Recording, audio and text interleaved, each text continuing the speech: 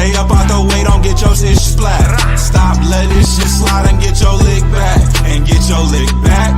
Get your lick back. If a nigga owe you something, ain't no chit chat. Better stay up out the way, don't get your shit splat. Stop letting this shit slide and get your lick back. And get your lick back. I feel like I'm JX. J-Way.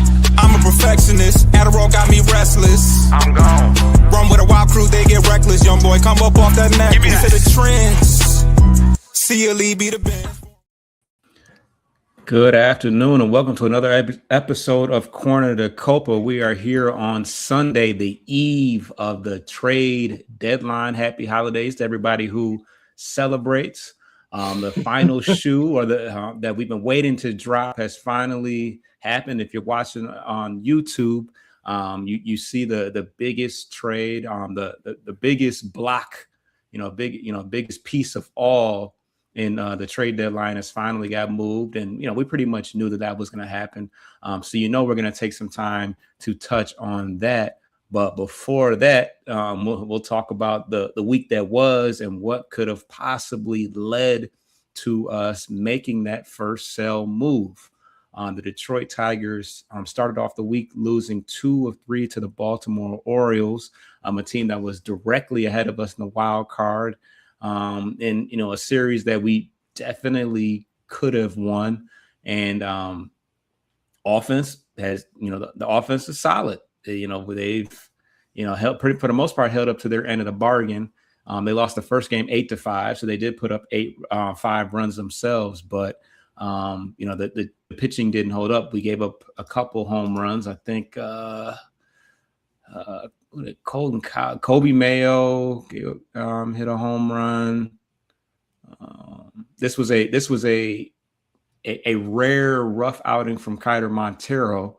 I jokingly said that we gave him too much praise the Sunday before, and he gave up a couple home runs. Let's see here. Kobe Mayo, Leody Taveras, and Tyler O'Neill. Kiter gave up 6 runs and 4 1/3. So not a strong effort from him. Oh man, yeah, that was the game where the squirrel was running around, and because we were all thinking, in our heads we're thinking we need a strong week this week to solidify any chance that we might try to buy or hold on to Skubal.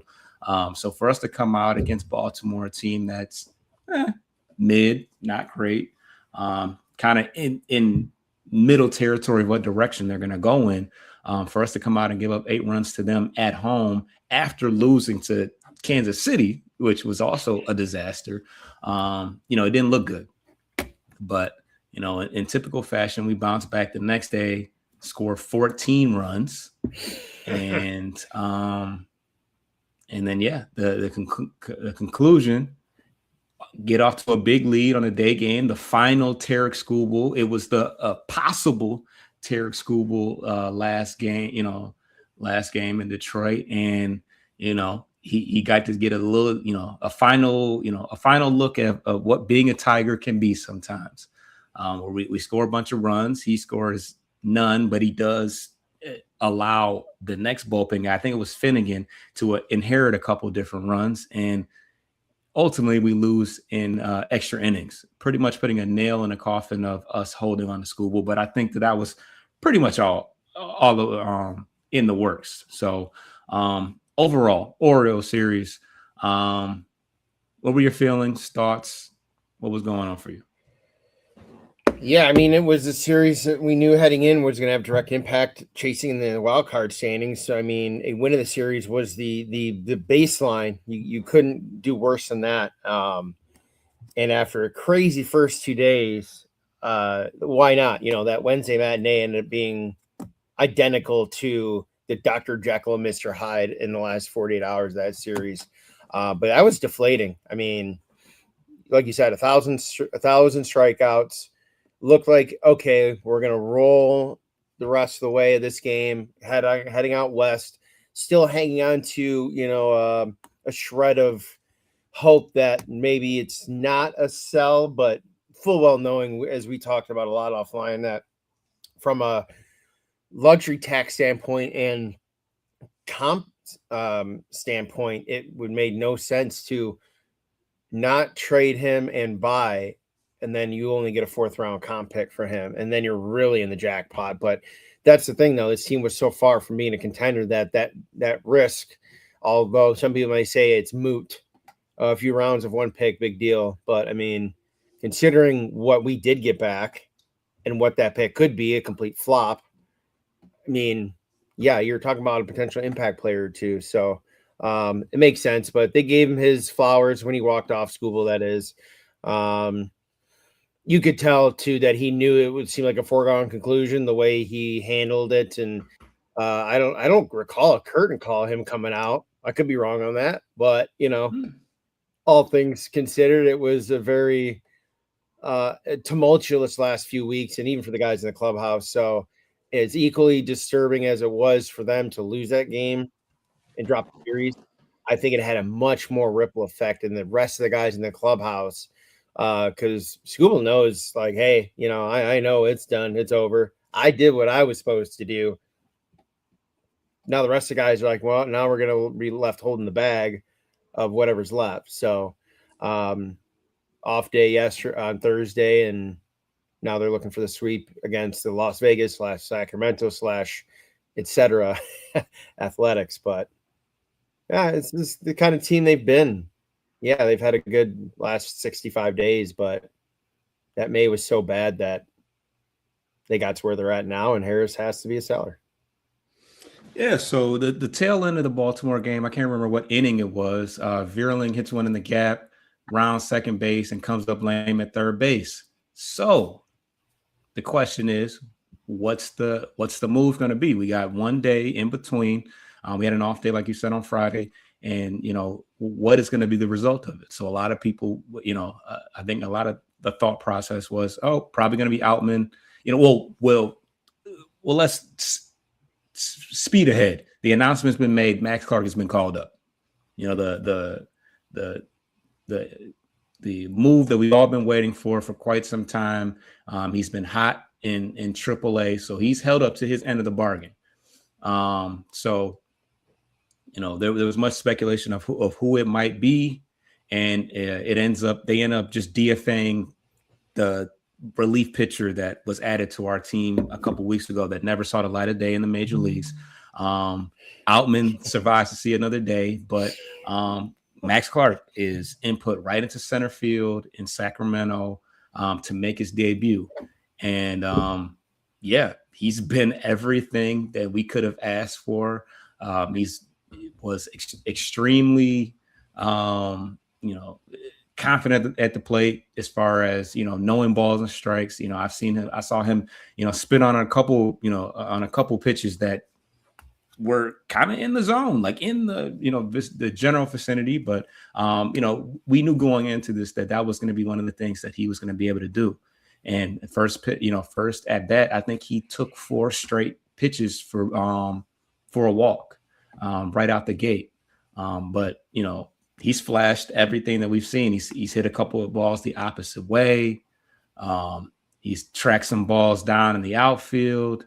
And yesterday he hit a massive bomb, about 400. I think it was like 410 feet. It was a breaking ball. Kind of got beat on it a little bit, but just dropped the bat hand.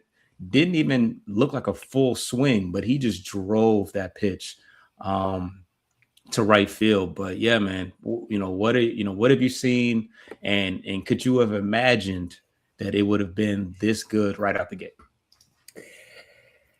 I mean, that's kind of what we were hoping for. Obviously, a little redemption from the fiasco that was spring training. And I think the haters and the old heads did a very good job beating that horse to death. So we're not going to touch that with a 10-foot pole. And frankly, I was hoping he was wearing 4 chains in his debut. That's how I feel about that. Impressive. I think the stat was the only other before this year, the Detroit Tigers only had 1 player make their debut under 21 years old to have multiple hits, including 1 extra base hit. And that was, we hate to say it, Billy Beane in 1986. From 1901 to 2025, 1 player. This year they've had 2, in McGonigal and Max Clark, game 1 of their debuts. almost identical stats, really.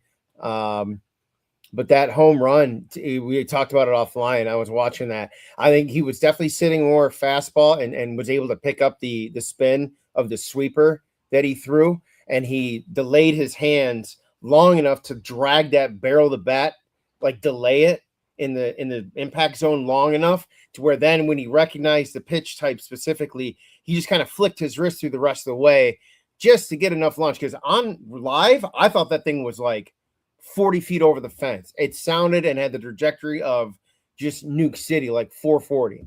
But it just went over the fence by about 15 feet or so, because I think the right fielder made a play on it. But I think that's your point about him and McConnell, because they grew up in the farm system together.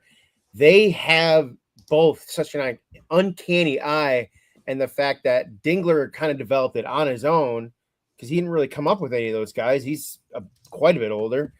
You've got the making of three of some of the most dynamic hitters on this team that almost kind of make it like a new core. I know I'm getting off topic a little bit here, but Max Clark, in terms of production, this is the power we need. He's got speed that we've missed in Parker, honestly, on the base paths too. So once he gets settled into the box, I think you'll start to see him take some more chances on the base paths. And like he said in the postgame interview after his debut, you know, I want to get out there, get on base, and make people mad, create chaos.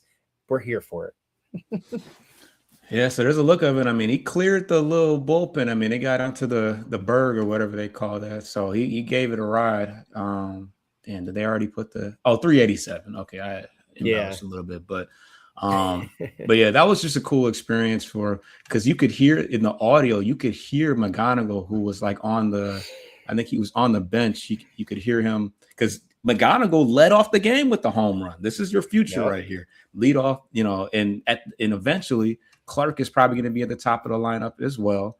But yeah, I mean, the youth movement is here. We're going to talk about it a little bit more, but you know, we have our thoughts about Scott Harris and what he's done. But one thing that we can definitely say is that he knows how to draft a little bit and he knows how to develop, and his players are starting to, you know, they're starting to, you know, whatever progression that he's moving these guys through, you know, they're starting to make some noise. You know, because Clark back when we kind of gave him hell about, you know, picking all these high school kids, because we could have had Wyatt Langford and he's had a little bit of a career thus far, but you know, now, you know, Max Clark, who was drafted at 18 years old, is now 21, and he's not a finished product, but he's arrived and he's not wasting any time. He's getting right to it. And you know, we can't forget about Hyo Lee. That was a trade that he made as well. We got a lot of young guys. I mean, Valencia's hitting for something right now in you know, small doses, but yeah, so the Tigers have won the first two games of the series against the A's. They've both been kind of blowouts. This game yesterday was a little closer than it had to be because we were up 8-2, and then they hit a 3-run home run, whoever it was. So, but yeah, back. You know, we're already back in it. You know, to me, you know, I made the statement that, you know, we might even with selling guys like Skubal and Mize and Torres, you know, given the way our young guys have played, we might be able to at least tread water. Now, I don't know, you know, we'll have to see what happens. We've also played the A's recently, the Royals recently, the Orioles, and then the A's again. So that's kind of not a great, you know, number of teams. But you know, the young guys that are coming up, and there's still some guys coming because you know, at some point, you know, if Gleyber Torres gets moved, Max Anderson probably gets pushed up as well. So and then Hyo Lee's just going to play more. He'll probably be the everyday second baseman. But I guess we can kind of get to how do you feel the team is going to lay out once once some of these guys get moved. I'm going to see if I can find the lineup that's today's lineup. Yeah, I mean, they got Riley's getting the day off. I think we noted offline that he's really had a tough last 30, 35 days. So, it's really going that skittish when you had 2 in 7 days, calendar days. You've got 2 travel days, and you're still getting a day off. There's not many games being played. So, but yeah, in terms of Glaber being moved and frankly, Jensen, who for me is just like a non-factor, really. He's just there, It's like beast mode. I'm just here so I don't get fined. Instead, after last night, who knows? Jensen could get fined for that little hoo-ha there. Yeah, I mean, you lose some veterans, but let's be real here. You still have Javi. Dingler and Valencia are 26, 27. They've been around in terms of leadership. You keep forgetting Riley's not as old as he might or veteran as he is. He's only 24, 25. Yeah, he's a vet. He's just not like I don't want to say the old guard like Scooble and those guys 29, 30 like not Jake Rogers. He's not he's like a tweener. He's a tweener there. But so they'll lose some of that, but frankly, some of these guys just need to play. They just need to kind of figure out, get some good reps in against some good and not so good major league team, just kind of see in a sample size of what they can bring for whatever happens after next year and the almost what looks like an inevitable lockout looming ahead of us. And that's kind of the dynamic. It's like, what do you want this team to be?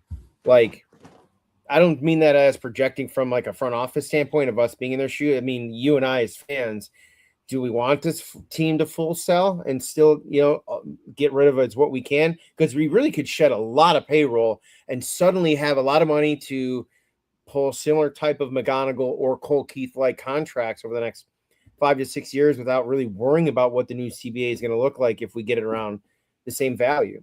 Now you've got your core for the next 5 to 6 years. And I think starting whenever the new CBA begins, that in the next 4 to 5 years is going to be this team's window to go on a run if they can fix their bullpen and whatnot. But what do you want them to do? Because they could do nothing more at the deadline. They've gotten under the tax threshold. They just can't really be any serious buyers for anyone without asking that team to take on some of their salary. Well, if you don't do anything else, I'm assuming you're still trying to win because, we'll get to the Scooble trade, in a little bit, but I mean, guys like Glaber hit a home run yesterday. He's hit 2 since he's been back, which has been a week he's been back. So he's been a pretty big part of us, been a shot in the arm as far as our offense is concerned. I love the fact that, Eduardo Valencia is going to be playing a decent amount. Like I said, he's hitting like 400. I think he hit a home run, not a home run. He got a hit yesterday in a pinch hit opportunity. So he's been pretty good outside of, I think he went 0 in one of those Baltimore games. Torque is still here. How you lead? You're starting third baseman. He's gonna get a decent amount of time. And we'll obviously get more if Torres gets moved. Obviously, Clark's going to play center field every night for the foreseeable future. I didn't even talk about it yet. Ben Maljury hit his first home run on Friday, and then of course gets sat the day after because it's like, it's your debut. Yeah, and I think he hit it versus the righty, so I don't, but they elected to go with Zach McKinstry, who we looked up into the numbers and had a good game the last time he faced the pitcher. Springs? Was Springs the guy that pitched yesterday, or was he's had actually a decent week, surprisingly, despite all the shortcomings the team has had. Zach is finally starting to. I'm not going to push it, but I'll say he is becoming less of a detriment with the bat this week. It is. Yeah. So, Javi gets the day off, but he's been pretty solid as well. So, I mean, we got a lot of guys that are surging right now, but it's just fun to see a lot of our young guys, finally get an opportunity and, just giving us that youth resurgence. I mean, you would think that as we push these veterans out and get younger, there might be some struggles, but a lot of these guys have obviously been pushed and, progressed along in the right pace because, I'm not mad at a Maljury playing when I see him. He's not like, I'm a little more encouraged by him than Vierling at this point. And I'm certainly, there was a period of time where we saw Outman in the lineup every single day. But Max Clark is now, playing that role, and he's already just that fast, a much more favorable name to see in the lineup every day. So where is he? He's in the, so he moved up to the 6th hole. He started in the 7th hole, but now he's in the 6th hole. So yeah, Haiuli in the 5 hole. You got, oh no, Clark is still in the 7th hole. You got but you got Valencia in the cleanup spot. So that's the role he was playing in AAA. And ironically enough, most of these guys were in double in AAA last year. McGonigal, Erie, Valencia, Erie in AAA, Haiuli, Toledo, Clark, Erie, Maljury, AAA. That's what 7 out of the 9 guys hitting today have less than a year of service time, and the lineup looks good. It's not like, oh, look who we got out there. So yeah. Any other words about the A series before we take a break and talk about the biggest story? Yeah, I mean, if they do move Glaber, and they do nothing else, obviously, I think Torkel, because it's too early to talk Valencia first base. That's going to be an off-season development to his bag defensively. In a perfect world, I'd like to see him kind of snag as a primary backup, or to Dylan, obviously, and still lean on him while you got him in healthy, and then platoon more with Torque. But you could kind of slide that back and forth, and then beyond his team control. But yeah, I think that opens up the door for Zach to play less outfield, frankly, when Vierling comes back. Because looking at it beyond the end of the year, it's like the outfield would ideally be Riley, Max, and I think Maljury would get the nod, assuming you do nothing in the offseason. And then a healthy Parker and Vierling off the bench would be your lefty-righty kind of defensive ish, or whatever you want to do with that. I think that's still a pretty good outfield group without having to go out and spend money for another bat. But there's power, there's speed, obviously not counting Parker right now, but there's some makings of an outfield group that could be, depending on what they do with Riley in a few years, a very valuable and inexpensive group that could free up some other spots for corner infield. But I mean, Valencia, I think we've talked about it. Valencia and Lee, man, if you're trying to win, you got to keep these guys' bats in lineup somehow. You got to figure out a way. AJ, put your pride aside and your system aside. You've got to ride the hot bats. If you're really trying to win, my man, you got to ditch your system, and you got to let the kids play. You got to let them play and figure it out in situations and let them learn a little bit, and go with the old school touch and instinct method. And I think if he takes a little bit more of that approach going forward, you could see this team really put it on offensively. It's just going to be the bullpen. That's what it's going to come down to. And there's nothing runs the game. Outside of Jackson Jobe. There's nothing really waiting in the wings that we can lean on. But let's not get ahead of ourselves. Let's take a quick break, and then we're going to talk the Skubal trade.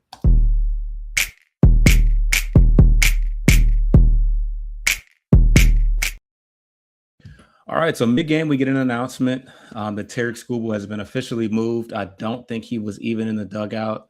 I think they pretty much already knew what was going on. But yeah, he was officially moved yesterday for 3 players. Zaire Hope, Brady Smith, and River Ryan. What are your early thoughts? I'm going to pull up some of these graphics of these guys, but what is your initial feeling when seeing? Because there was a couple of different reports. Hope got pulled from the game, and then I can't remember his first name, but George, another prospect, got moved as well. We thought that another pitcher might have been involved, but what are your thoughts on him?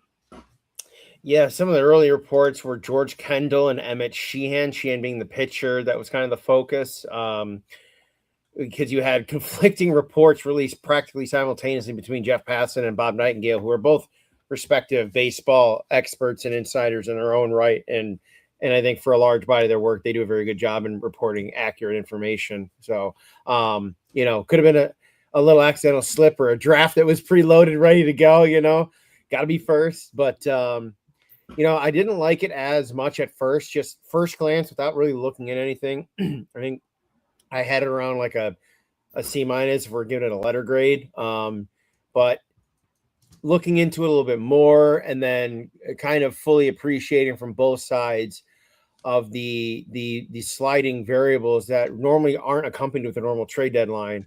You know, with the expiring CBA, I know we talk about it a bit here, but you know, it's not going away anytime soon. So, not knowing what's beyond that and what the Dodgers could offer him based on the new constraints, if there is or is not a floor cap, they have to take that into a factor. And Skubal's had three elbow surgeries, 3 major surgeries, and he will be 31. If they don't play next year, he's going to go into Dodgers 31 going on 32. So there's a risk there that they're going to be taking if they do sign him, but I don't money aside, ain't no problem for them. But I think as you've pulled up here, the stud piece that they did finalize a trade for, Zaire Hope, the thought process is that he's a top 25 overall player. I think he's number 25 overall. Exactly. I get different place. Like here, they got him 57, but yeah, that is because like River Ryan's technically top 100 in some and not in the other. That's why I gave it a C-. But I think the young kid, because he's high A, he's not projected Brady Smith, three more years. Brady Smith. Yeah, I think they can take their time with him. And to your point earlier that you alluded to, nice little drop there. If they continue to develop him, you could potentially get 2 out of the 3 home runs. And I think for what Skubal had done and what the team had done, not winning much of his starts, I think this resets the team window for the next potentially 5 years with Hope and Brady Smith, and River Ryan being the wild card. Also 26, 27, arm surgery as well. On the IL currently with the hamstring. I know I'm stealing some of your minor league report thunder in it, but it's bleeding all over the place here. So, but yeah, I've kind of upgraded that to a C+, and I think that can get up to like a B+, A- down the road when Hope and Brady Smith end up kind of revealing who they are in that time. Yeah, I mean, here's a situation. We weren't going to fleece the Dodgers. They held all the cards. They, you know, of course they wanted Skubal. We knew that they had the most to give up, or they had the most. When you have such a talented team, but you also have such a multitude of prospects, you can't hang that over their head, because if we just say, oh well, we're not giving up Skubal, well, okay, we're still the Dodgers, so you're not hurting us by holding on to a pitcher that's going to eventually leave and come to us anyways. So we didn't really hold, you know, we didn't have the ace in the hole. And what else was I gonna say? Yeah, and then the fact that we waited so long, you know, if we had started talks a month ago, you know, it would have been more value. But now you get to Saturday night before Monday, you know, Sunday morning, before Monday evening, you're in a scramble trying to get stuff done. So, you know, when it was all said and done, we wanted a controllable arm that's like ready now. We wanted a top 100 prospect, and then possibly another throw-in. So, you know, you weren't gonna. They had enough levers to where they're like, well, you're not getting our number 1 prospect. You're not getting our top 4 prospect, but you can have Zaire Hope, and you know, you're not going to be disappointed with him. You know, he's got some good upside. He's got some raw power. He's 21 years old. He's already in Double-A. You know, I think he hit like 2 home runs the other day. I mean, he is a legitimate prospect that could possibly compete for a roster position as soon as, you know, next spring, if there is a next spring. So, you know, I don't think that we got shorted, you know, as far as that's concerned. But obviously, yeah, it's going to be in the current moment. Obviously, they win. They get a 2-time Cy Young Award winner that was going to do minimal for us. Who knows how the rest of the year plays out. We'll just have to see how River Ryan looks in his next, once he does get here. He did make his debut in 2024, and I think he had an ERA of let me see. I think he had like 4 appearances, and yeah, pull it up here. Essentially, he got hurt and had TJ. That's what he's been coming back from, and then. Which, the fact that he's 27 years old, it's like, okay, well, I mean, part of the reason why he hasn't gotten to play that much is because you got Blake Snell and Glass now, and and Yoshi and Roki. I mean, if he was playing for the Marlins, he would have been pitching every day, but because they're so loaded, they had to stash a guy that's got a 1.33 ERA, 1-0. There's only 5 rotational spots. So when you play for the Dodgers, you just don't get that many opportunities. But yeah, like you said, he missed all of last year with Tommy John surgery, and now he's back. And we'll eventually see, his bullpen. I mean, his minor league numbers in previous years have looked pretty good. And as you can see, he's the number 4. It says number 6 ranked prospect in LA. So 27 coming off TJ. So not your prototypical number 6 prospect, but number 6 prospect nonetheless. So he's anything but prototypical. I don't know if you knew this. He was a two-way player. He was a position player all the way through, and then he added on pitching after the fact. So he's really kind of recreated his career here. And the fact that he's the 6th or 7th, depending on what you're looking at, list of internal organization rankings, that's impressive. I mean, so he's an athlete. He's a gamer. And I'm pretty sure Skubal was 26, 27, 3 or 4 years ago when he had his TJ. So we're on the same timeline. All right. Let's go. That's Future true. Cy Young winner loading. as you said, Skubal's going to be 31 if there's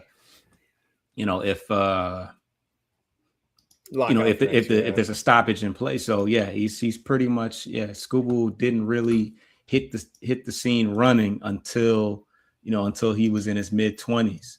And he was drafted round 11. So similar to Skubal, because Skubal was drafted out of Seattle University or something like that. He was even later, I thought, like 13th, 17th round. Yeah, it was later. So hopefully we'll get a couple chances to see River Ryan before the year is up. He reported to he's being designated for assignment to AAA, and he's rehabbing that hamstring injury. I don't know how long he's been injured or when the last time he actually pitched, but outside of that, Zaire Hope is now your number 2 prospect behind only Max Clark, who's about to graduate. He'll probably never see AAA again, if we're being honest. So as far as him being a number 5 prospect on LA, he's also our number 1, number 2 prospect in our system, which is the most important. Is what is he to us? Obviously, the Dodgers have the best or one of the best farm systems. So and then we'll just see what we'll keep a close eye on Brady Smith. But overall, for him to be a rental, somebody that the Dodgers will get for 2 months. Obviously, if they resign him, that's their business. They still had to come off of 3 solid players for that to happen. So in the interim, Dodgers win. Obviously, they get a 2-time Cy Young that's going to pitch Tuesday or something. I don't know. But in the long haul, we'll see what happens. And beyond that, we'll just have to see what else, transpires up and, what else transpires. So any other parting words for the trade? Yeah. What were your, did you have any more thoughts on Zaire Hope? I mean, I know we kind of broke down what he kind of brings to the table, but in terms of his fit within the team, Riley's under control through what would be 2 more seasons after this year before he's eligible for free agency. And then you would still have, Parker around, who's got control for 2 more years, and Vierling, who's still under control for, I think, 1 more year. So, you now have a little bit of some blocking, if you will. I'm not going to call it firm blocking, obviously, really ain't stopping anybody. But there's going to be some interesting decisions to be made. And obviously Max Clark is going to be, if it's him and Parker still on the roster, those who are owning center field for the next foreseeable future. So where do you see him fitting in, given his attributes in the current roster as it is? So, he's got a pretty high ceiling. He's reporting to Erie, so we'll get an opportunity to see, immediately how he meshes with everybody down there. But he is another power hitting left-handed hitter to go along with everybody else in the outfield: Meadows, Green, Carpenter. We have a Clark. We have a litany of left-handed hitters, but as of right now, we don't have a firm everyday. It's kind of right now it's been McKinstry and Maljury, playing right field, as is. Obviously when Carpenter comes back, that'll be his role. But moving forward, I've floated the idea out there many times. If Carpenter has any value or anybody that we can pair him with to go and get something, getting a bullpen arm or something like that. We have a couple different guys that can, that right field role. We got Vierling under control. We got Maljury. And then eventually, Hope will be in that mix as well. So no need to rush him. If he's just, hitting, tearing the cover off the ball as he's been as of lately, no rush. No reason to slow him up, because as you can see, we've done a pretty good job of figuring out who's ready, who's not, because nobody has really fallen on their face outside of Trey Cruz, who's older. He's already 26.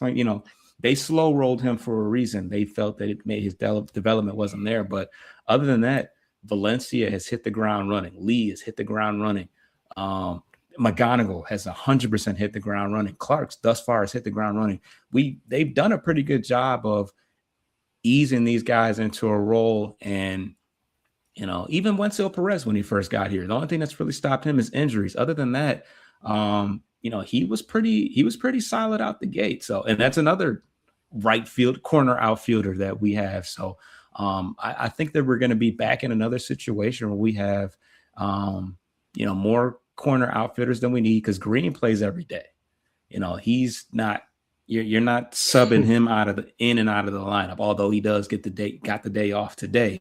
I think that, with the emergence of Zaire Hope, you're going to have a guy that has the ceiling that a Maljury doesn't have. I don't think there's any rush to move him. I don't think, we're not going to see him. We're not going to see him this year, obviously, but the next couple of years, depending upon what his momentum is going into the season, I could see him getting a camp invite. I think he got a camp invite to LA, and that's LA. So, the young, I feel like, since we're not a team that's going to spend a boatload of money, they're going to lean on their younger players giving us the push that we need. Scott Harris has not spent money with the bats. Now he has with the pitchers, and he's done a horrid job of that, by the way, as you know. Alex Cobb, Justin Verlander, Kenta Maeda. Oh my God, I forgot. Tommy Kahnle. Tommy Kahnle. Let's just say now, Kahnle Jansen, for all it's worth right now, it's there. John Brebbia. 17 million, whatever. Brebbia. Oh my goodness. Framber had a decent outing last night, but he gave up 9 hits, a lot of hard contact, but only 2 runs though. We could probably do better with a AAA guy, honestly, in terms of consistency, or something a little more close to consistent. But I'll give him a little more time, because obviously he's gonna be here next year. So adjustment year, we'll call it. But all the trade acquisitions: Seawold, Paddock, Bassett. I mean, it's the geriatric club, 40 and over only. Has he hit on any free agents? Pitching I don't consider Glaber a hit, considering what we, everyone was gassing him up, MVP votes. Okay, I said it. Tiny ballpark won't translate. Not a great glove. Refuses to play anywhere else. I think that's a bust. He's done a good job from an OPS standpoint. He's a good locker room guy. All right, I'll give him some on base. He's getting on base at the top of the lineup. Right, but the problem is we have too many guys. Yeah, it just for what. But I'll say this. I'll walk it back briefly, and I'll say the qualifying offer for this year was straight ass.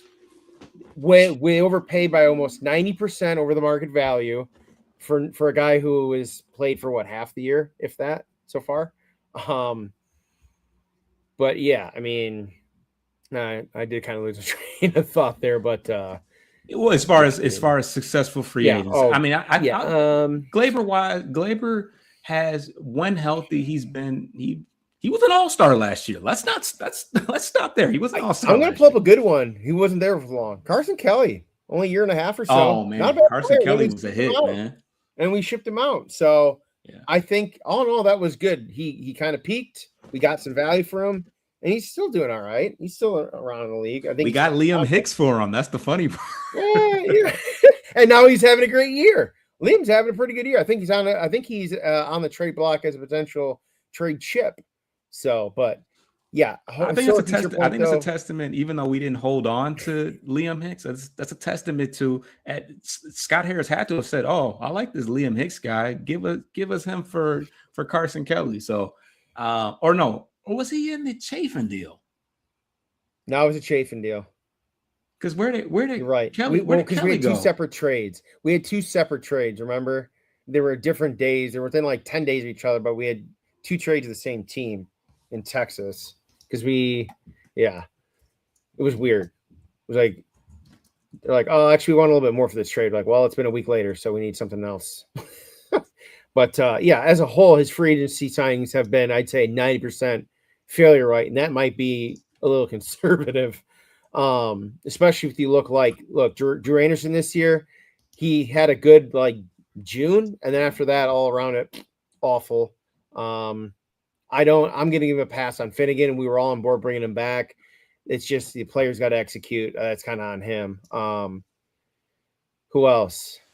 I mean, everyone else has been under team control, so I don't really have too much else. But yeah, if he could fix that issue, I think this team, looks very good. Yeah. So I mean, Framber, like you said, he's going to opt in next year. He's durable. He's available. He's Framber, but I can stomach another year of Framber Valdez as a veteran guy that's going to pitch 200 innings and is going to do whatever. As long as he doesn't give up. He's no Maeda. He's no Cobb. He's available. I gotta respect that because he's the only pitcher, knock on wood, that hasn't been on the IL. Everybody else, Melton, Skubal, Mize, Flaherty has been on the IL twice this year, I think. He was just on the alternative list, the suspension list, the naughty. Oh yeah, the naughty list, and yeah. So, but other than that, he's available and ready to go. He's out there sweating and all that shit. But he's around. We sweat, man. I sweat. That boy sweats more than I do. Yeah. That's saying something for me. That's a big boy. Look, we got in the building. Yeah, Troy in the building. Oh, we chilling, man. I'm excited. To watch this final game, man. I'm gonna get us out of here before that, but we're both drowning our sorrow and celebrating at the same time. It's funny because we're realist enough to not even be like, oh man, we didn't keep. You know what I mean? Like it was so like, all right, well, who do we get? Let's get straight to the real, man. We knew this day would come. We knew that he wasn't going to, we knew he was leaving. I mean, look, if he didn't trade him by the deadline, let's just say it now, would you fire him? If you were Chris Ilitch and he didn't trade him and did nothing else in terms of selling, try to recoup something, would you have fired him? Because essentially, because he smoked off the Eduardo Rodriguez deal. his last deadline was horrible. Morton, Paddock, Montero, Finnegan. I mean, Finnegan was a good move, but most of those moves were awful. So he had to nail this one. I mean, most people are not going to say that he just nailed it down, but this is a rental. This is a rental trade. Had we traded him this winter, now granted, I might have been a little disappointed. I was much more excited about us adding on, going out and getting a Framber, going out and getting a Verlander. We were one bat away from him completely killing this offseason. But at any rate, Framber hasn't been amazing. Verlander hasn't played, and and then Jansen, 180. Jansen's another one that really killed us this year too. So you just hit it right in the head. You hit it on the head. 4 of your starting 5 that you signed before game 1 are no longer to be on this roster or just dead arm. Yeah. So yeah, I don't really put that on him not trading, because I was much more all about let's go all in, win the division, because on paper we look good. Now he leaned on Perez and Vierling and Meadows, those guys working out, and they're all on the hospital table right now. So yeah, he had to nail this deal, and we'll just have to see in the long haul, but not too long haul. River Ryan we'll see soon. We'll see Hope at the next spring training, whenever that is. Well, we'll see him in Erie in a couple of days. So but I do have faith in his ability to develop and develop prospects and evaluate. That much I do have faith in. He just has to get better at buying at the deadline and free agency. He's done pretty terrible with that. So but that's it. But I did pull up the standings for a reason. I wanted to give everybody an update to where we stand. And I don't know if anybody's gonna pay him that. Well, then you better trade Max Anderson, because you're blocking him for the next 3 years, at least 3-4 years. I don't have a read yet on how they. You have certain guys that they are high on. I don't know how high they are on Max Anderson. But he is. He's expendable. We'll get into that later. But I think as of it is now, with the draft they had this year and who they've got coming up, and Bryce Renier looking absolutely sizzling like he's picking up from last year, right, prior to his injury. Yeah, they're loaded up the middle. And you got Lee specifically. McGonigal's not going anywhere. Colt's still around. You got some guys for sure, bro. I looked at it last night for Colt. Sorry to cut you off real quick. No, I knew when we signed Colt, I thought we were overlapping some of his arbitration years, which generally clubs don't do because it's obviously a better value for them. It's an true extension after his arbitration. We have him through 2031. So only McGonigal is with us longer contractually right now into 2030 and beyond. That's crazy. And yeah, wild card, 2.5 games back of the final spot. So we're in the thick of things, and look at all these guys in the red and differential, and here we are at 52, the third best differential in all of baseball. It's worth nothing. It means nothing, but it's crazy though. That's crazy to me.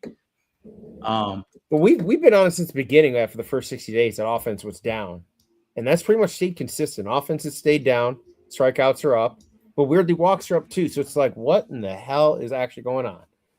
Yeah, it's weird. But we had those games where we scored 13 runs for no apparent reason, and we can't spread them out better. But let's take our last break, and then we'll see what we got going on in the last half, last portion.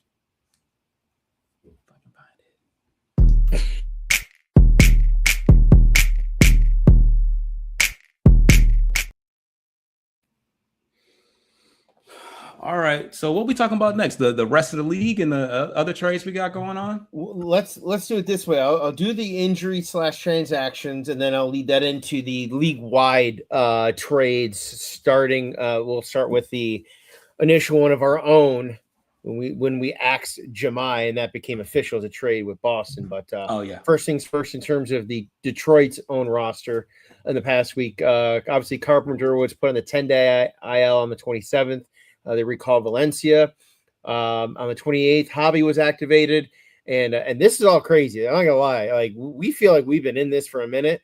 Some of these feel like it's been well over a week ago. Like Jake Rogers getting DFA'd feels like a mile ago at this point, which is nuts. But Javi was activated, as we alluded to. Jake Rogers was DFA'd, eventually traded to or claimed by Baltimore. At the same day, the Hinch announced that he expects Flaherty to be on the L longer than his 15 days when it's up, which would be the August 12th. He was placed on it July 28th, so that'd be 15 calendar days. So does not sound like we will get him back until maybe the end of the month, which would be a blow if we do successfully trade Mize. That would leave 4 with JV still being on IL, 4 of your opening day starters not in the rotation anymore. On the 30th, we acquired Zane Barnhart, who it was the other part of the Jake Rogers deal from Baltimore, and it was assigned to Double-A Erie.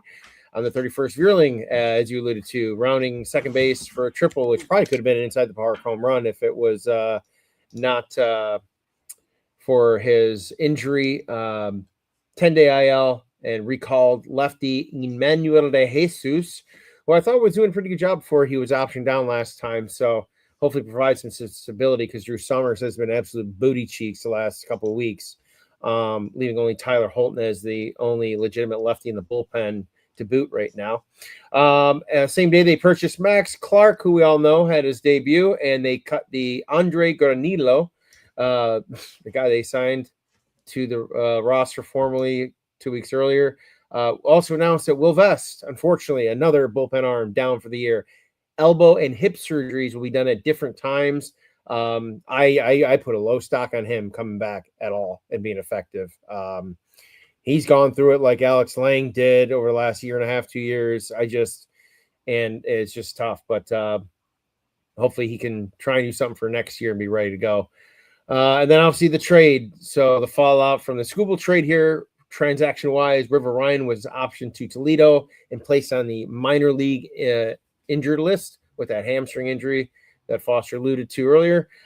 Zaire Hope also sent to Erie, and Brady Smith sent to West Michigan Whitecaps. And formally today, with the announcement of Skubal being taken off the 40-man, Brent Hennefy was recalled for additional bullpen help for the matinee in Sacramento today.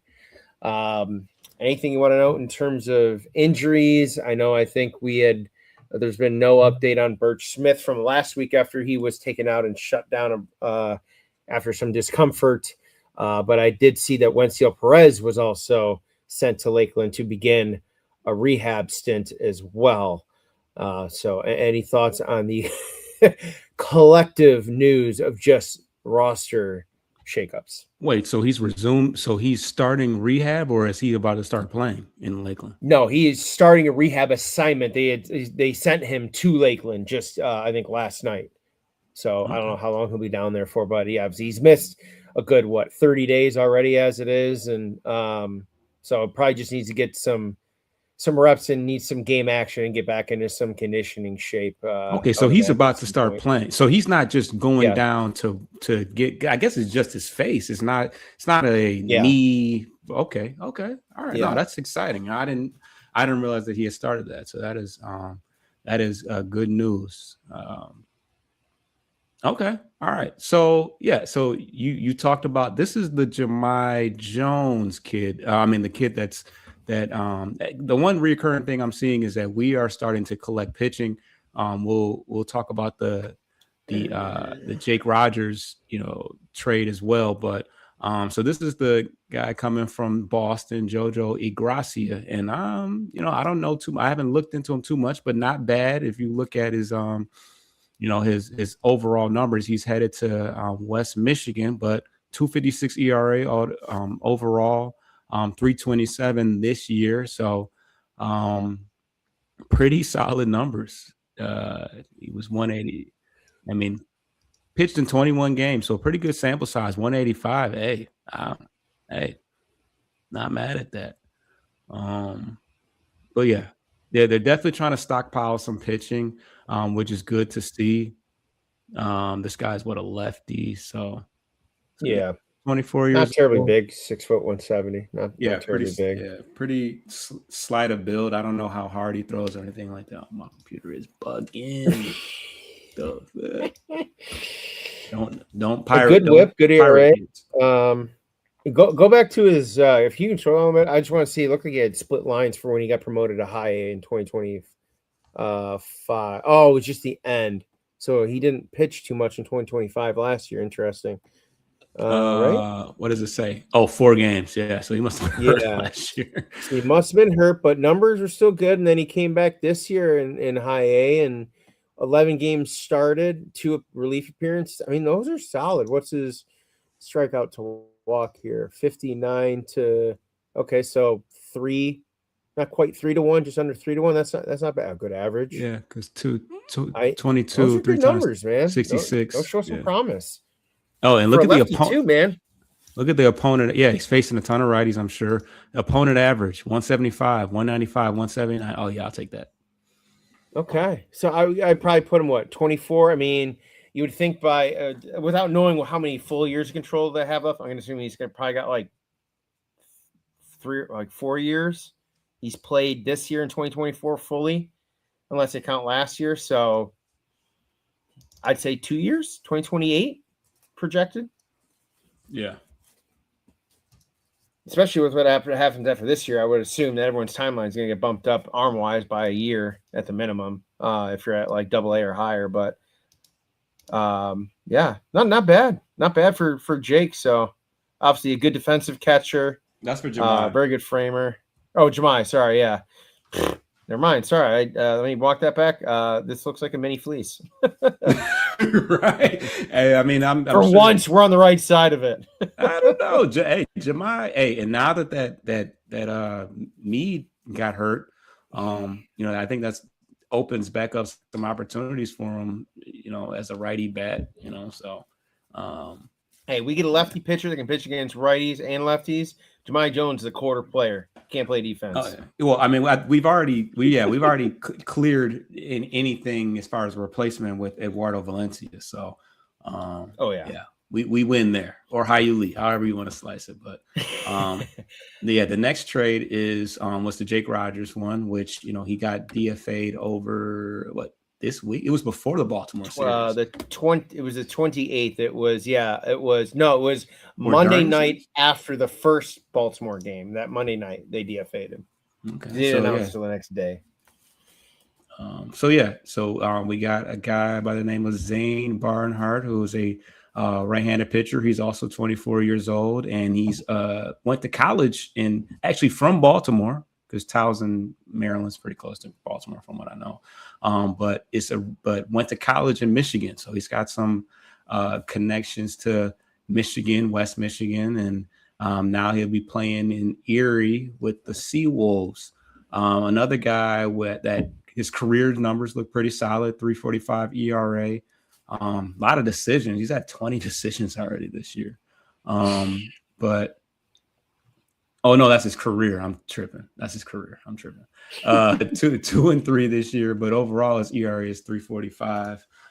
Once again, another guy that I haven't really looked into the scouting reports as far as what his pitch mix is and all that. But as far as his numbers, strikeout to walk ratio, about 2-1, a little over 2-1.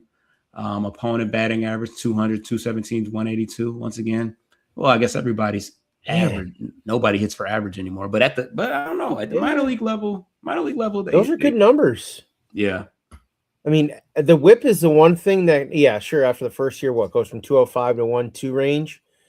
That's the only thing I think that's giving him that high ERA is the fact that he's probably giving up some singles that are followed up by like a bomb, right? Because it's not a walk.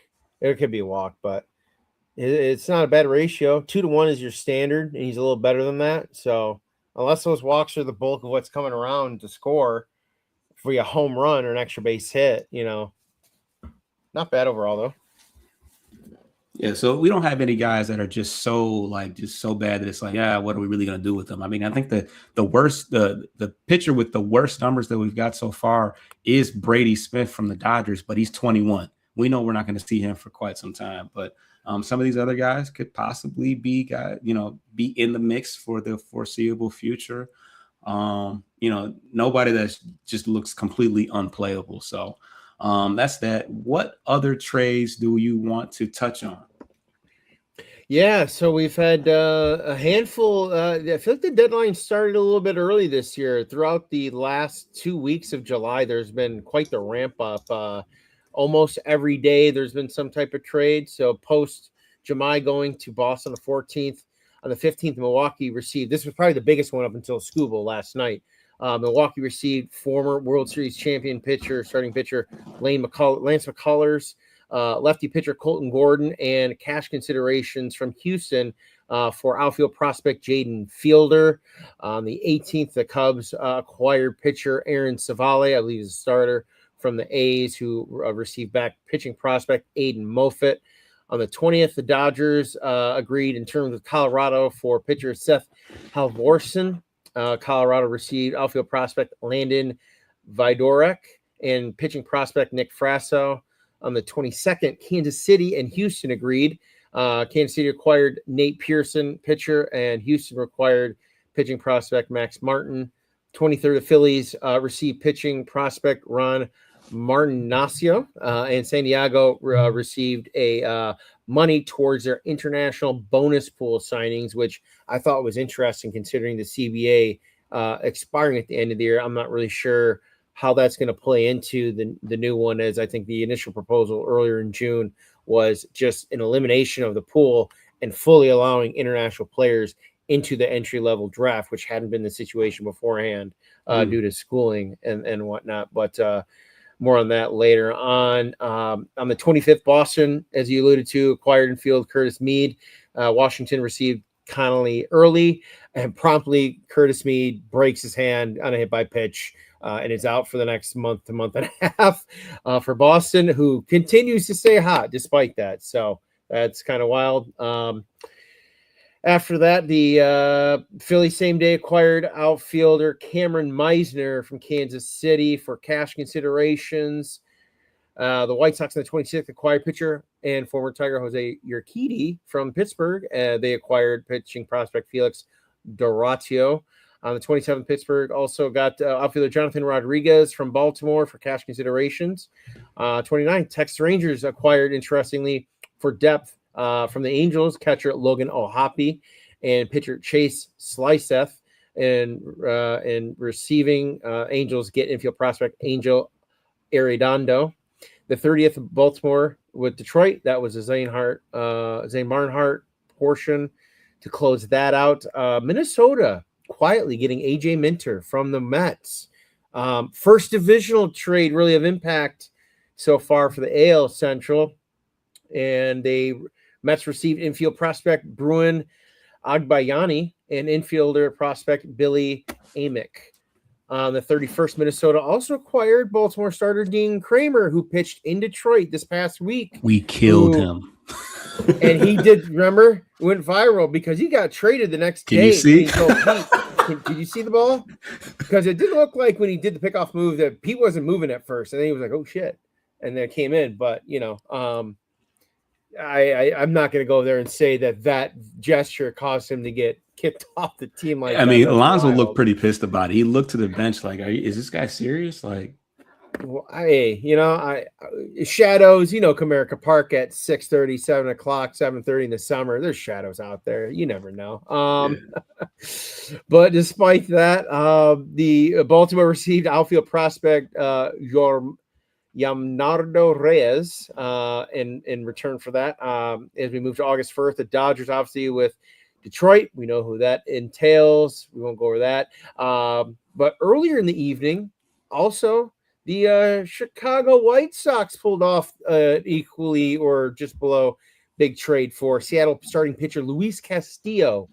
The Mariners are going to get prospects Sir Anthony Dominguez, outfield Nolan Jones, and catcher Boston Smith. Atlanta made a trade even earlier before that with Kansas City, adding some depth.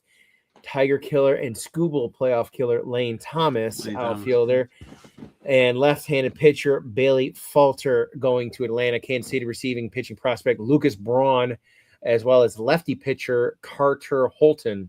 We weren't done. Pittsburgh took a swing and got a deal done with the New York Yankees for Camilo Doval, some bullpen depth. Going back there as sorry, I lost my line here. Catcher Omar Alfonso and outfield prospect Luis Cruz.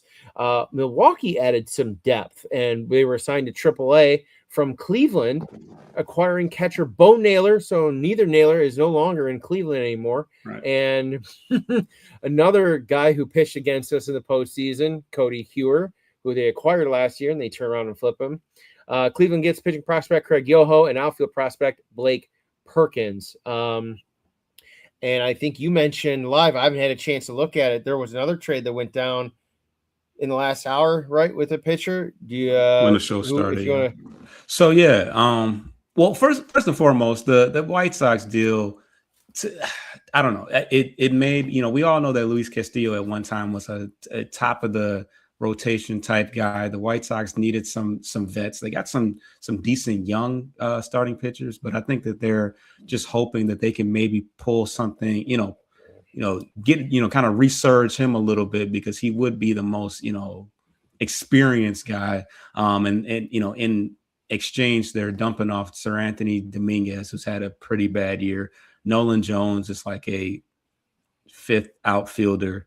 But the Seattle probably gets the best, the best future guy. That Boston Smith guy is like a catcher in AA, but he's got pretty good numbers, so he might develop into something. But for Seattle, it works out for them. They got a ton of starting pitching.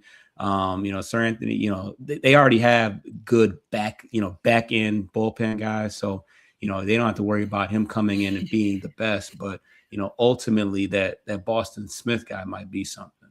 As far as, Camilo Doval, he's been bouncing around. He was in San Francisco last year. It was him and Bednar kind of came in to New York last year. So he's just kind of moving around again. But yeah, the newest trade that was announced right before the show started is Freddie Peralta, a guy that's he was in Milwaukee last year. Traded from Milwaukee to the Mets off season, right. And then it was rumored maybe going back to Milwaukee. But I think that has a domino effect on Casey Mize. Yes, because does that help the value we can get for him? Or obviously the Rays. I don't think the value, it just eliminates a team because that we can pin against them. I think we would have avoided trying to trade into an American League team if we were trying to still maybe win. Right. But it's one less team, because with everything else now, I think it really just leaves Milwaukee and Atlanta as the only two legitimate suitors.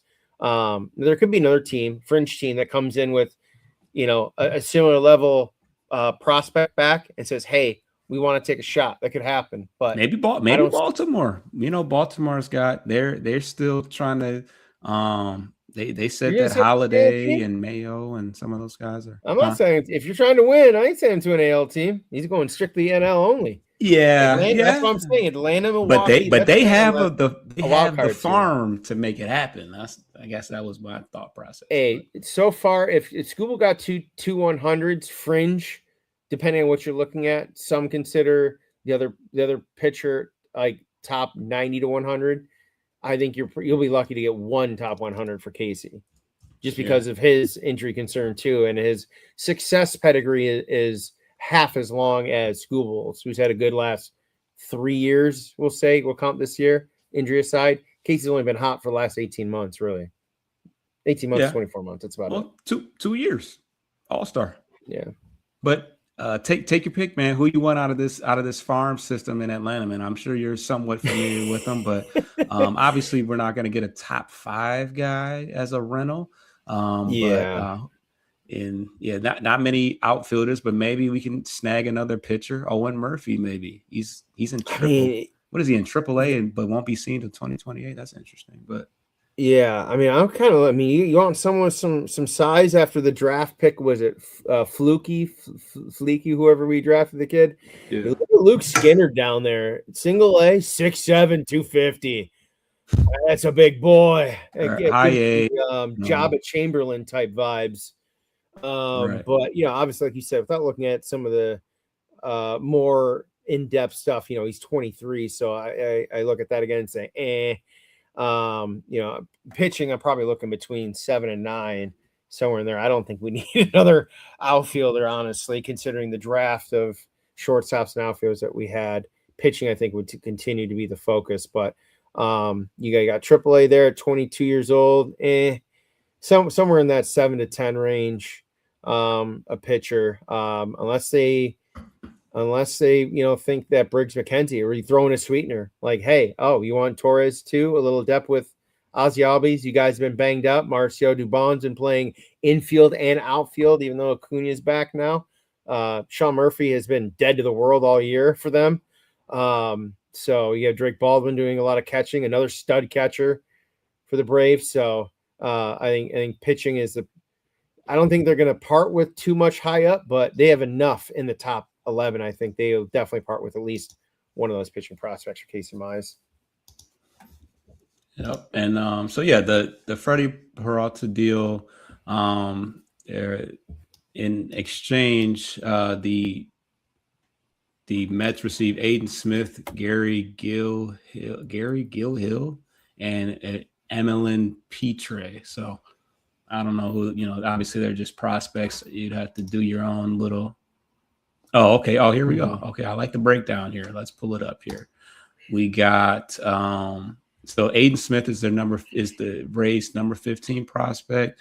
Gary Gilhill is the 26, and Petre is number 27. So wow, they're okay. So I mean, nobody in the top 15, but 3 guys. I mean, if we can get 3 guys for Mize or something, Hey, Peralta, former Cy Young candidate, like I think he's kind of a little bit of a different level than Casey. Different level, but he was terrible this year. They're still paying. That's the weird thing. It's a double standard. I totally agree with you because I'm going to set it up this way. They say what have you done for me lately business? Well, in a case like Milwaukee, which is similarly operated to a team like Detroit now, thanks to Chris Ilitch, they think longevity in terms of spend, not just spend to create the impact on your record now. And they've done a good job of it. They don't really spend too much money. Brian Woodruff, bad contract extension. He took a shot. He's been out all year. Won't be ready till mid next year. And then Christian Yelich is the only other long-term contract they've really, committed to in the last really 8 years. So Milwaukee knows how to do it. So ask yourself, if you're out here, you need a starting pitcher, a top of the rotation, mid to top of the end rotation. What would you give up for a pitcher who was an all-star last year? He's healthy right now. 2.70 ERA. Not too many of those guys available right now. Keeping the ball on the ground, tons of weak contact. He's attacking the strike zone. And look at the whiff number. Look at the K rate and the whiff rate. I mean, that's not really his game, Well, if you look at the rotation as a whole this year, even Montero had never really been. And all of a sudden, same thing in the same timeline with Mize. Strikeout to walk ratio. I think Montero cut his walks down in half and tripled his strikeout rate. And Mize has been right there in lockstep with him and Skubal in terms of chase rate. Now you throw Melton in. It's kind of not a surprise. They've been feeding off each other like that. So I would say I would want, similar to the Skubal deal, I want one arm that's borderline major league ready now just to help with my 26 man. And then I want a top I need a top 25 because the chance that he's going to get signed somewhere. And I wouldn't be surprised when all things are said and done with the new CBA that if Mize gets signed first, even if it's Detroit, before Skubal gets signed for his big deal, because that's going to take way more time and frankly construction for the terms that he wants compared to Casey. And I don't know, Casey might want that kind, but he ain't going to get it. Yeah, he's gonna have to got to stay healthy for a full year. But hey, 14-6 last year. The peripheral, the peripheral stats look real attractive. Hey, and he's in the prime. He hasn't had that, he hasn't had the major arm issues. Mostly it's been his groin and his hamstrings. But 29 years old, kind of in that now prime. This is his time to go out and get it. So, hey, I would love to have him back. Homegrown guy, number 1 pick, and homegrown guy, number 1 pick, and he's been at the top of our rotation the last couple of years. So, veteran present for sure. He's 30 years old. That's a grown man right there. So yeah. But that's that, man. Any other? So the Guardians traded away, because who did they go out and get a pitcher for Naylor and them? I think they went out and they fetched like another. That was kind of a nothing trade. Well, it was a benefit for Milwaukee. They were looking to fill some depth ahead of the playoffs. Probably when the roster expands by 2 for the playoffs, they've got a backup for Contreras essentially, and you've got some added player positional depth too. So it's just whether or not they're going to pull the trigger. I think they brought back Perkins, right? I think the Guardians brought back Blake Perkins. Yes, they did. Yeah, yeah. Basically, defensive. I think he's more of a defensive type guy. Kind of a journeyman outfielder. Wrong Blake. Boy, Milwaukee got him instead of Naylor. Boy, they didn't need Skubal. So yeah, strong arm, can't hit. Yeah, we said 157. Yeah, that's a nothing move. As far as picking him up. So, any other trade stuff before we get it? Well, we're an hour and some change. We knew it was going to be a little bit longer with the trades and stuff like that. But any other trade talk that you want to get into before we? Luis Arias still continues to be a hot name. I mean, the Mason Miller ask price seems ridiculous. They want 3 major league ready players now. Good luck. Skubal wasn't even 3 major league ready now players. I know for Mason who? Right? For Arias? Or for Mason Miller? And I know he's got 2 or 3 years of team control, but he's already been converted from a starter to a bullpen guy. So I don't know much more yo-yoing he's going to keep doing to fit, the next club system. But those 2 continue to be hot names. George Kirby, starting pitcher for the Mariners, another name they're actively shopping. Atlanta's going to be a buyer somewhere. And given the history with Detroit, they make trades every so often. That's still a very real probability. And of course, people keep saying, oh, well, Milwaukee, similar to the Johan Santana deal, stayed within the Central, just switched leagues from Minnesota to Milwaukee. Eugenio Suarez could end up being a cheap buy somewhere. I know he's having a down year, but the Reds got to be looked to be sellers at some point too. I've heard they're open to hearing initial offers for Ellie De La Cruz even. Now, I don't know how serious that is, but they're at least keeping an open ear. So Boston, what happened? I think there was talks. There was just talks with Boston, but I think Boston didn't want to part with whatever. Like you pulled it up. Good night. Adley Rutschman's been attached to a few teams now recently. I know we talked about it post All-Star break, catching with his former college pitcher and Drew Rasmussen with the Rays. But the Yankees just apparently put their hat in the ring for Adley as of last night too. So as we're coming down here to literally the last 26 hours, we approach a 4:00 hour ahead of tomorrow night, 6 p.m. Eastern Standard deadline. There's a lot left to be there. Hunter Goodman would be a weird one. Otto Lopez, if you've done a good job monitoring his breakout year this year, he's a stud. And they've fallen off the last 10, 11 games. They've gone 1-9, 2-8, something like that. So they've fallen out of wild card contention. There's a lot that can happen. There's not too many teams that have been committed to full selling right now. And as each game goes by today and tomorrow, I mean, you're going to have a flurry. I feel like I expect like another half dozen deals to be made between now and tomorrow night. Man, that might be an understatement.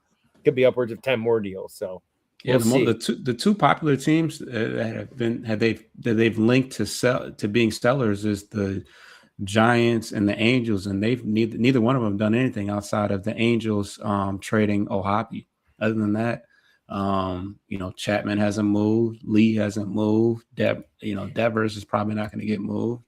Logan Webb might be the only one out of San Webb. Francisco because he's not a heavy-handed salary like you mentioned. Those other guys, big, and we talked about it. You brought it up a few weeks ago about the possibility of getting Devers. I'm like, that contract is a Miggy like handcuff killer.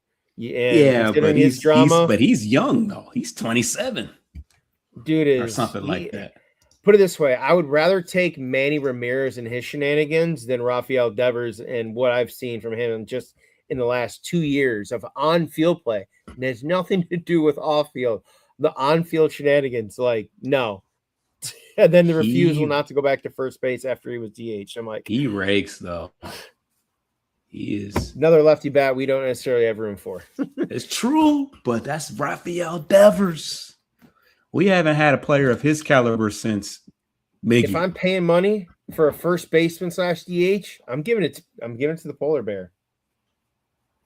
If we're talking names, top names, I'm giving it to him. I'm giving it to Schwarber. He's making similar AAV. Just saying. Could have paid the polar bear. He's making more than making as much as Valdez, right? That's great. Oh my God. $50 million. If we had him over Framber, we'd be buyers. We'd be full-time buyers. Oh, we would be cooking with gas right now. We'd be in the divisional lead. Probably not by too much because I'm not going to take away a lot of success from Chicago and Cleveland, although they beat us a little bit. We haven't seen them too much. We will in the next month. But, yeah, we probably be, I'd say, I'm going to just off the top of my head, I'm going to say, without looking at his WAR and all that, wins above replacement, I'm going to say we'd probably be about 6 to 8 wins better, and that might be conservative. Yeah, because we've got pitching, so that's been the least of our worries is starting pitching anyway. So, real quickly, we're an hour and 23 minutes. We knew it was going to be a little bit longer of a show. What we got come up for the rest of this West Coast swing, and we'll wrap it. We want 90 minutes. We'll wrap it up in 90 minutes. So they'll have an off day tomorrow. They'll fly down to Seattle. And what's scheduled to be my start will probably be TBD if he gets dealt. So we'll have a lot of TBDs going forward. So that against Hancock. Wednesday will be Troy Melton against Ryan Wu. Thursday will be bullpen day against Miller. Then they will turn around and play 3 in San Francisco. Framber Valdez Friday night against Trevor Male. Montero on Saturday against Rope. And then Sunday will be either Mize or TBD against Logan Webb or TBD. With a sneak peek ahead as they come back, they will then start a heavy divisional stretch the rest of the way, starting with 3 at home after an off day against Cleveland, and then quick turnaround 3 more against the White Sox into town. But with those 2 series, I think 5 out of the next series will be between divisional opponents and the Yankees. So after this West Coast trip, it will not get any easier for this new reshaped roster as we expect it to be after the 6 p.m. deadline on Monday. And as you stated, 5.5 game back in the division, only 2.5 back of the second wild card, but 5 teams. Foster, right now, before the deadline tomorrow, do the Tigers snag a wild card spot? Yes or no? I'm gonna say yes. I'm gonna say yeah. I mean, obviously, we got to see who else is leaving, who else is coming back, because the team could look a little different. I mean, Drew Anderson. I mean, we might start selling off just some wild names: Jansen, Anderson, Finnegan, maybe. I hope. So the team could look a lot different. The bullpen is a hot mess. It's not going to get much better. But Jackson Jobe did have another rehab start. I had it, but it's gone. But I think he had I know he had 5 Ks, couple earned runs, but he's about ready to come back. So that's going to be one addition to our pitching staff. But But yeah, these young guys are going to get to see some pretty nasty pitchers coming up in Seattle between Wu, Miller, Kirby. I mean, that's not going to be fun. But hey, that's why they're here to take those lumps and see what it's about. So they don't have a ton of tape on them either. So it's going to be it's going to be a battle. So. We're catching them on a downslide. They're 3-8 in their last 11 games, and a lot of the Seattle faithful and some of the booth have noted that past week, they've looked a little deflated in the dugout, a little lackluster. So if we can jump on that and roll that into the San Francisco series, boy, we could be creating some chaos. Now, I say that from it is an opportunistic chance, but realistically. Don't expect much to do them much in the playoff if they get in. Beyond the wild card round, not much. Yeah. But if we can sell and still get in, hey, it's somewhat of a win.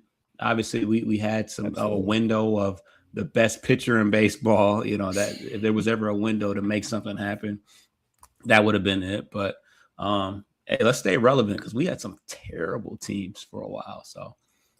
Let's get up on JV being in the dugout and watching that happen as it happened to him almost 10 years ago.